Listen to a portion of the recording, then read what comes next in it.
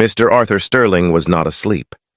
His eyes were closed, his breathing was heavy and rhythmic, and his frail body was slumped deep into the burgundy velvet of his favorite armchair. To anyone watching, he looked like a tired, harmless old man drifting into an afternoon nap. But under his eyelids, Arthur was awake.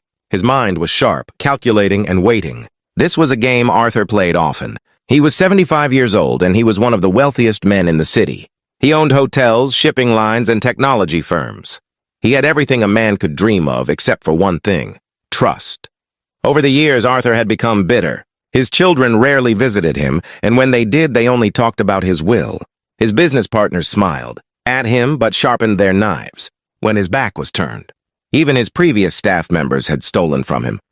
Silver spoons, cash from his wallet, rare wines. Arthur had grown to believe that every human being on earth was greedy. He believed that if you gave a person a chance to take something without getting caught, they would take it. Today, he was going to test that theory again. Outside the heavy oak doors of his library, the rain was pouring down, hitting the glass windows like bullets. Inside, the fire crackled warmly. Arthur had set the stage perfectly. On the small mahogany table right next to his hand, he had placed a thick envelope. It was open. Inside the envelope was a stack of $100 bills, totaling $5,000. It was enough money to change a poor person's life for a month. It was visibly spilling out, looking like it had been carelessly forgotten by a senile old man. Arthur waited. He heard the door handle turn. A young woman named Sarah walked in. Sarah was his newest maid. She had only been working at the Sterling mansion for 3 weeks.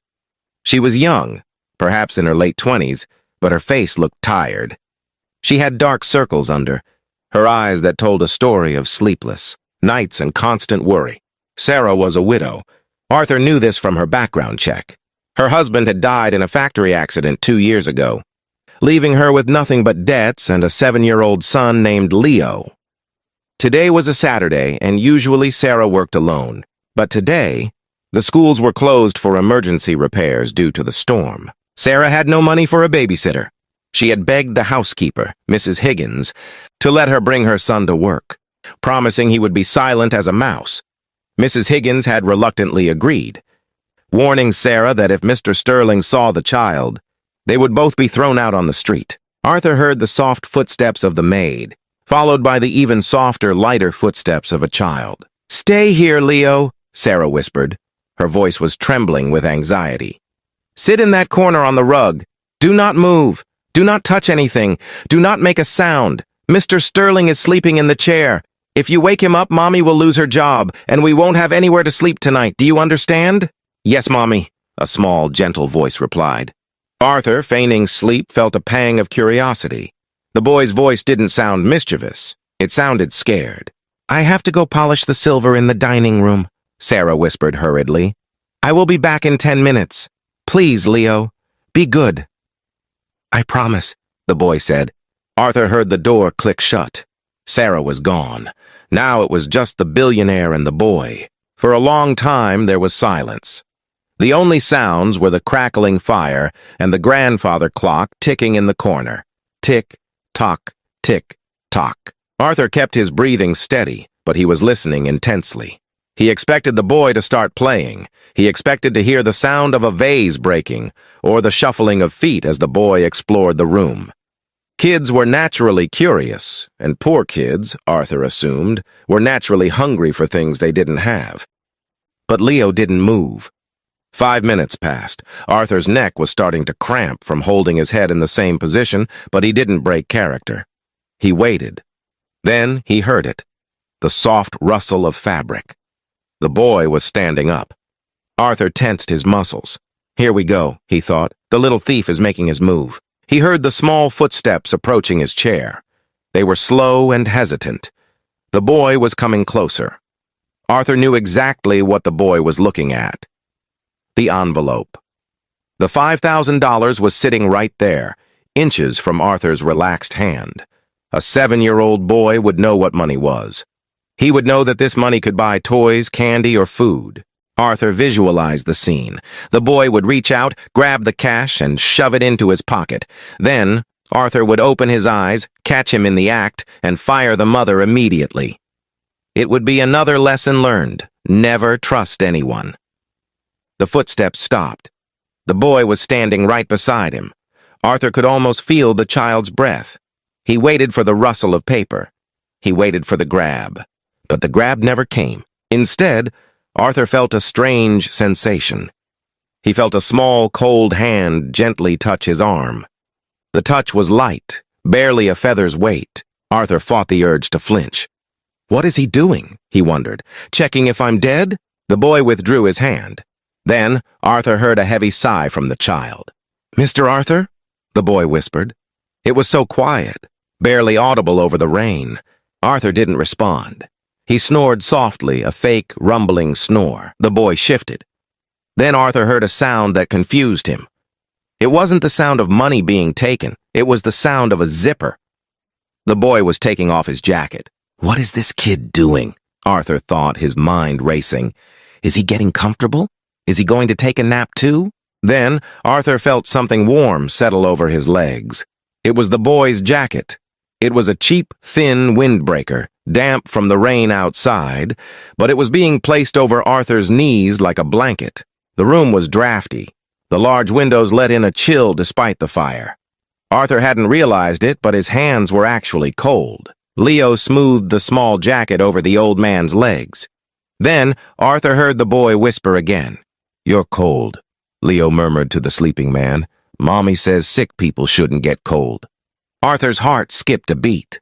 This was not part of the script. The boy wasn't looking at the money. He was looking at him. Then Arthur heard a rustle on the table. Ah, he thought. Here it is. Now that he's lulled me into a false sense of security, he takes the cash. But the money didn't move. Instead, Arthur heard the sound of paper sliding across wood. The envelope was being moved, but not taken. Arthur risked opening his left eye just a tiny crack, a millimeter slit that was hidden by his eyelashes. What he saw shocked him to his core.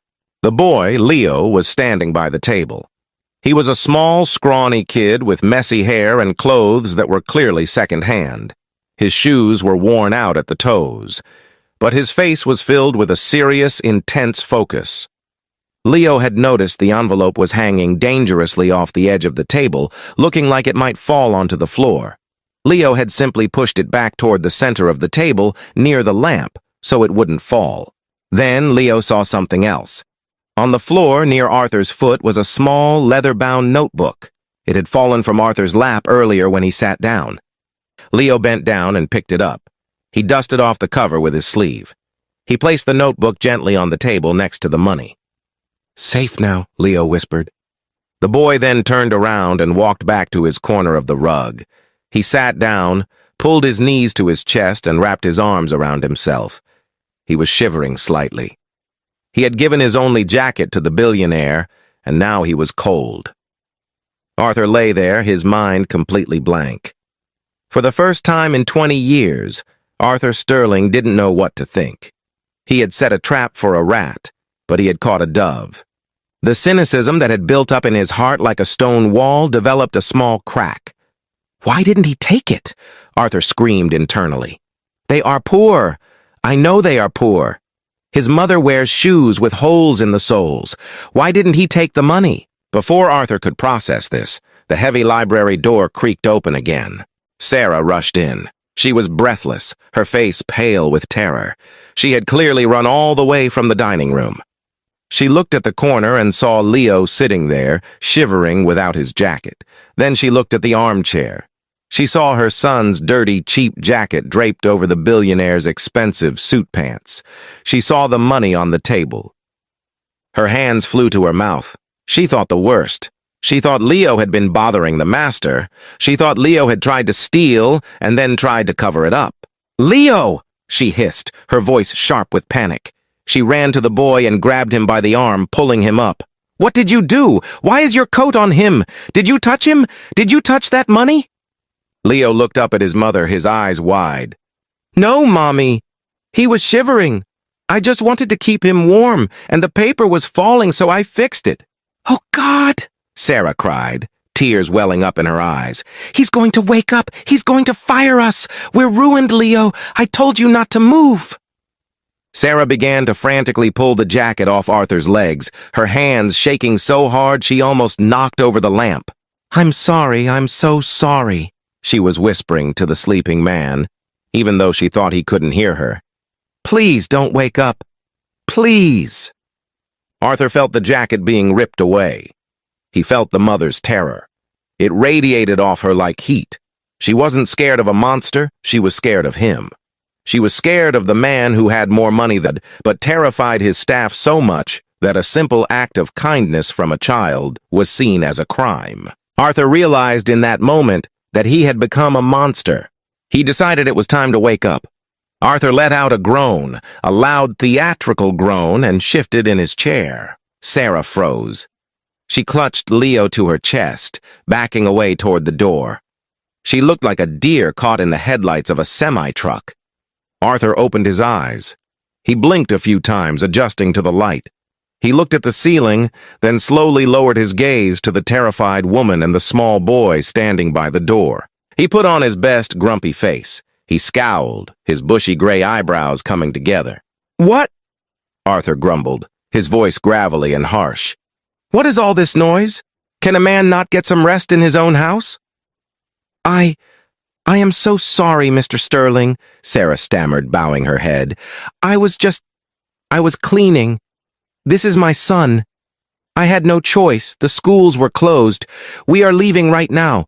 Please, sir, don't fire me. I'll take him outside. He won't bother you again. Please, sir, I need this job." Arthur stared at them. He looked at the envelope of money on the table. It was exactly where Leo had pushed it. He looked at the boy, who was trembling, not from cold anymore, but from fear of the angry old man. Arthur sat up straighter. He reached out and picked up the envelope of money. He tapped it against his palm. Sarah squeezed her eyes shut, expecting him to accuse them of trying to steal it. "Boy!" Arthur boomed. Leo peeked out from behind his mother's leg. "Yes, sir?" "Come here," Arthur commanded. Sarah gripped Leo's shoulder tighter. "Sir, he didn't mean to—" "I said," Arthur raised his voice. "Come here." Leo stepped away from his mother. He walked slowly toward the armchair, his small hands shaking. He stopped right in front of Arthur's knees. Arthur leaned forward, his face inches from the boy's. He looked deep into Leo's eyes, searching for a lie, searching for the greed he was so sure existed in everyone. "Did you put your jacket on me?" Arthur asked. Leo swallowed hard. "Yes, sir." "Why?" Arthur asked. "I'm a stranger, and I'm rich. I have a closet full of fur coats upstairs. Why would you give me your jacket?" Leo looked down at his shoes, then back up at Arthur. "Because you looked cold, sir, and Mommy says that when someone is cold, you give them a blanket, even if they are rich. Cold is cold." Arthur stared at the boy. Cold is cold. It was such a simple truth. Arthur looked at Sarah. She was holding her breath. "What is your name, son?" Arthur asked, his voice softening just a fraction. "Leo, sir." Arthur nodded slowly. He looked at the money in his hand, then he looked at the open door of the library. A plan began to form in his mind. The test wasn't over. In fact, it had just begun. This boy had passed the first level, the level of honesty. But Arthur wanted to know more. He wanted to know if this was just a fluke, or if this boy truly possessed a heart of gold. Arthur shoved the money into his inside pocket. "You woke me up," Arthur grunted, returning to his grumpy persona. "I hate being woken up." Sarah let out a small sob. "We are leaving, sir." "No," Arthur said sharply. "You're not leaving." "We are leaving, sir," Sarah repeated, grabbing Leo's hand and turning toward the door. "Stop!" Arthur's voice cracked like a whip across the silent room. Sarah froze. She didn't dare to take another step. She turned around slowly, her face drained of all color. "I didn't say you could leave," Arthur growled. He pointed a shaking finger at the velvet armchair where he had been sitting. "Look at this." Sarah looked. There was a small, dark, damp spot on the burgundy fabric where Leo's wet jacket had rested. "My chair," Arthur said, his voice dripping with fake anger. "This is imported Italian velvet. It costs $200 a yard, and now it is wet. It is ruined." I will dry it, sir," Sarah stammered. "I will get a towel right now." Water stains velvet, Arthur lied. He stood up, leaning heavily on his cane, looming over the terrified mother. You can't just dry it. It needs to be professionally restored. That will cost $500. Arthur watched them closely. This was the second part of the test. He wanted to see if the mother would get angry at the boy. He wanted to see if she would scream at Leo for costing her money she didn't have. He wanted to see if the pressure would break their bond. Sarah looked at the spot, then she looked at Arthur. Tears streamed down her face. "Mr. Sterling, please," she begged. "I don't have $500. I haven't even been paid for this month yet. Please, take it out of my wages. I will work for free. Just don't hurt my boy." Arthur's eyes narrowed. She was offering to work for free. That was rare. But he wasn't satisfied yet. He looked down at Leo. "And you," Arthur said to the boy, "you caused this damage. What do you have to say for yourself?" Leo stepped forward. He wasn't crying. His small face was very serious. He reached into his pocket. "I don't have $500, Leo said softly, "but I have this." Leo pulled his hand out of his pocket. He opened his small fingers. In the center of his palm sat a small, battered toy car. It was missing one wheel. The paint was chipped. It was clearly old and worthless to anyone else. But the way Leo held it, it looked like he was holding a diamond. "This is Fast Eddie," Leo explained. "He is the fastest car in the world. He was my daddy's before he went to heaven. Mommy gave it to me." Sarah gasped. "Leo, no, you don't have to." "It's okay, Mommy," Leo said bravely. He looked up at the billionaire. "You can have Fast Eddie to pay for the chair. He is my best friend. But you are mad, and I don't want you to be mad at Mommy." Leo reached out and placed the broken toy car on the expensive mahogany table, right next to the leather notebook. Arthur stared at the toy. He felt like he couldn't breathe. The room suddenly felt very small. Arthur looked at the stack of cash in his pocket, thousands of dollars. Then he looked at the three-wheeled toy car on the table. This boy was offering his most precious possession to fix a mistake he made out of kindness. He was giving up the only thing he had left of his father to save his mother's job. Arthur's heart, which had been frozen for so many years, suddenly cracked wide open. The pain was sharp and immediate. He realized that this boy, who had nothing, was richer than Arthur would ever be. Arthur had millions, but he would never sacrifice his favorite possession for anyone. The silence stretched out. The rain continued to hammer against the window. Arthur picked up the toy car. His hand was trembling. "You—" Arthur's voice was no longer a growl. It was a whisper. "You would give me this for a wet chair?" "Yes, sir," Leo said. "Is it enough?" Arthur closed his eyes. He thought about his own sons. They only called him when they wanted a new sports car or a vacation house. They never gave him anything. They only took. "Yes," Arthur whispered, opening his eyes. They were wet. "Yes, Leo, it is enough. It is more than enough." Arthur slumped back into his chair. The act was over. He couldn't play the villain anymore. He felt tired, not from age, but from the weight of his own guilt. "Sarah," Arthur said, his voice changing completely. It became the voice of a tired, lonely old man. "Sit down." "Sir?" Sarah looked confused by the change in his tone. "I said sit down!" Arthur barked, then softened. "Please, just sit. Stop looking at me like I'm going to eat you." Sarah hesitantly sat on the edge of the sofa, pulling Leo onto her lap. Arthur looked at the toy car in his hand. He spun the remaining wheels with his thumb. "I have a confession to make," Arthur said, looking at the floor. "The chair isn't ruined, it's just water. It will dry in an hour." Sarah let out a breath she had been holding. "Oh, thank God!" "And," Arthur continued, looking up at them with intense eyes, "I wasn't asleep." Sarah's eyes went wide. You weren't?" "No," Arthur shook his head. "I was pretending. I left that money on the table on purpose. I wanted to see if you would steal it. I wanted to catch you." Sarah pulled Leo tighter against her chest. She looked hurt. "You were testing us? Like we are rats in a maze?" "Yes," Arthur admitted. "I am a bitter old man, Sarah. I thought everyone was a thief. I thought everyone had a price." He pointed a shaking finger at Leo. "But him," Arthur's voice broke. "He didn't take the money. He covered me. He covered me because he thought I was cold. And then he offered me his father's car." Arthur wiped a tear from his cheek. He didn't care that his maid was watching. "I have lost my way," Arthur whispered. "I have all this money, but I am poor. You have nothing, yet you raised a king." Arthur stood up. He walked over to the fireplace and took a deep breath. He turned back to them. "The test is over," Arthur announced, "and you passed, both of you." He reached into his pocket and pulled out the thick envelope of money. He walked over to Sarah and held it out. "Take this," Arthur said. Sarah shook her head vigorously. "No, sir, I don't want your money. I just want to work. I want to earn my keep." "Take it," Arthur insisted. "It is not charity. It is a bonus. It is payment for the lesson your son just taught me." Sarah hesitated. She looked at the money, then at Leo's worn-out shoes. "Please," Arthur said softly, "buy the boy a warm coat. Buy him new shoes. Buy yourself a bed that doesn't hurt your back. Take it." Sarah reached out with a trembling hand and took the envelope. "Thank you, Mr. Sterling. Thank you." "Don't thank me yet," Arthur said.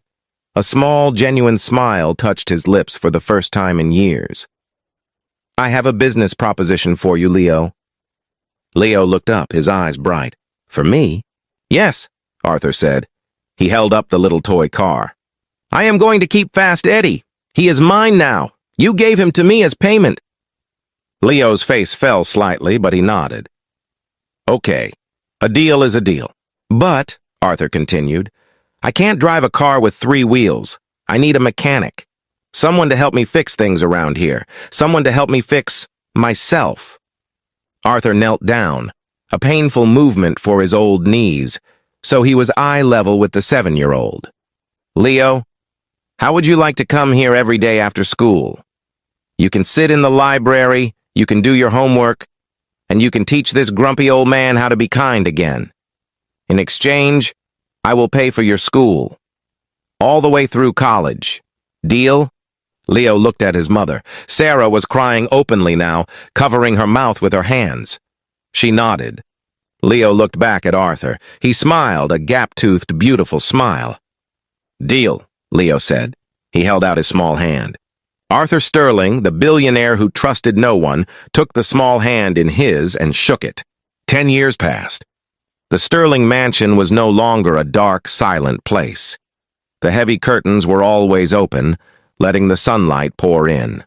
The garden, once overgrown and thorny, was full of bright flowers. On a warm Sunday afternoon, the library was full of people. But it wasn't a party. It was a gathering of lawyers, businessmen, and a young man named Leo. Leo was 17 now. He was tall, handsome, and wearing a crisp suit. He stood by the window, looking out at the garden where his mother, Sarah, was arranging flowers. Sarah didn't look tired anymore. She looked happy. She was now the head of the Sterling Foundation, managing millions of dollars given to charity every year. The room was quiet because the lawyer was reading the last will and testament of Mr. Arthur Sterling. Arthur had passed away peacefully in his sleep 3 days ago. He had died in the burgundy armchair, the same one where the test had happened 10 years prior. Arthur's biological children were there, 2 sons and a daughter. They sat on the other side of the room looking impatient. They checked their watches. They whispered to each other about selling the house and splitting the fortune. They didn't look sad. They looked greedy. The lawyer, Mr. Henderson, cleared his throat. "To my children," Mr. Henderson read from the document, "I leave the trust funds that were established for you at birth. You have never visited me without asking for money, so I assume the money is all you desire. You have your millions. Enjoy them." The children grumbled, but they seemed satisfied. They stood up to leave, not caring to hear the rest. "Wait," Mr. Henderson said. "There is more. To the rest of my estate, my companies, this mansion, my investments, and my personal savings, I leave everything to the one person who gave me something when I had nothing." The children stopped. They turned around, confused. "Who?" one son demanded. "We are his family." "I leave it all," the lawyer read, "to Leo." The room erupted in shouting. The sons were furious. They pointed at Leo. "Him?" they yelled. "The maid's son? This is a joke! He tricked our father!" Leo didn't move. He didn't say a word. He just held something in his hand, rubbing it with his thumb. The lawyer raised his hand for silence. Mr. Sterling left a letter explaining his decision. He wanted me to read it to you. The lawyer unfolded a handwritten note. To my children and the world, you measure wealth in gold and property. You think I am giving Leo my fortune because I have gone mad. But you are wrong. I am paying a debt. 10 years ago, on a rainy Saturday, I was a spiritual beggar.